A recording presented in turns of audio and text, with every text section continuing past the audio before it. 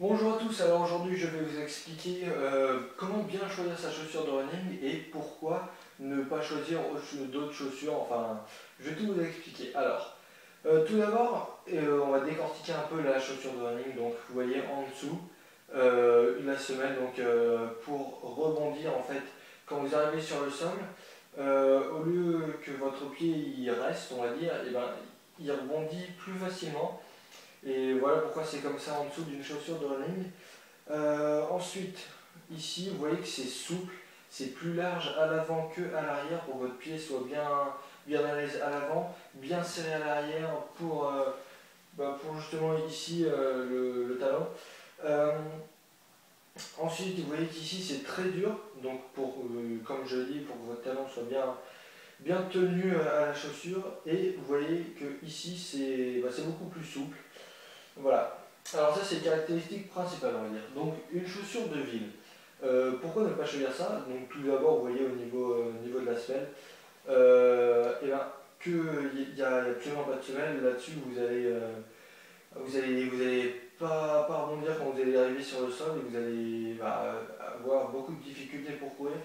Ensuite cette chaussure, eh ben, vous voyez qu'il n'y a rien, c'est toujours pareil, la largeur ici c'est toujours la même. Là, c'est moi aussi. Vous n'allez pas être tenu et vous allez revenir. Vous allez même pouvoir vous casser quelque chose, vous faire une élongation, je sais pas moi, de quelque chose. Enfin, vous pouvez vraiment vous faire très mal avec des chaussures de ville et voilà pourquoi c'est vraiment pas conseillé du tout de courir avec des chaussures de ville.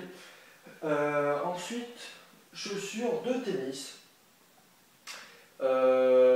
Alors, vous voyez ici en dessous, vous avez une semelle là, mais en fait c'est pas exactement la même.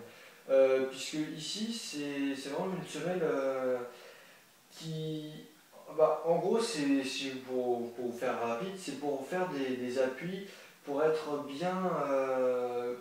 pour être en fait bien ancré on va dire sur le sol. Et c'est pas du tout adapté pour de la course. Alors certes, vous serez bien tenu au niveau du pied ici. Voilà, là c'est bien solide, vous allez vraiment être bien tenu, mais c'est pas du tout fait pour ce sport.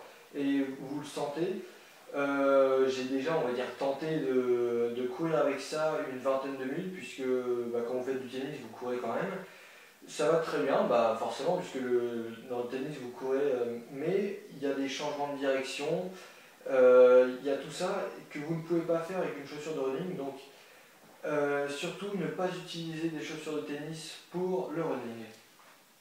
Et ensuite, on finit avec cette paire de chaussures. Alors cette paire de chaussures, en fait, c'est une paire de chaussures pour tout faire, en fait, pour tous les types de sports. Et vous voyez que là, la semelle est très usée. Donc surtout ne jamais utiliser une chaussure très usée si vous voulez aller faire de la course ou même un autre sport.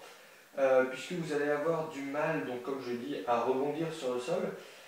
Vous voyez qu'ici, normalement, la gomme est censée plus dépasser que ça, de plus se démarquer en fait du blanc que là.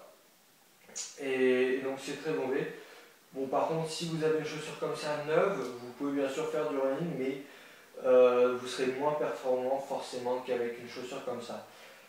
Ensuite, aussi important, il faut que votre pointure soit très bien adaptée.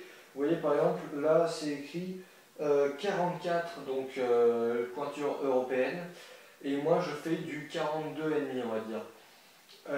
Tout simplement parce qu'il faut toujours prendre une pointure de plus pour les chaussures de running pour que vous soyez bien à l'aise dedans.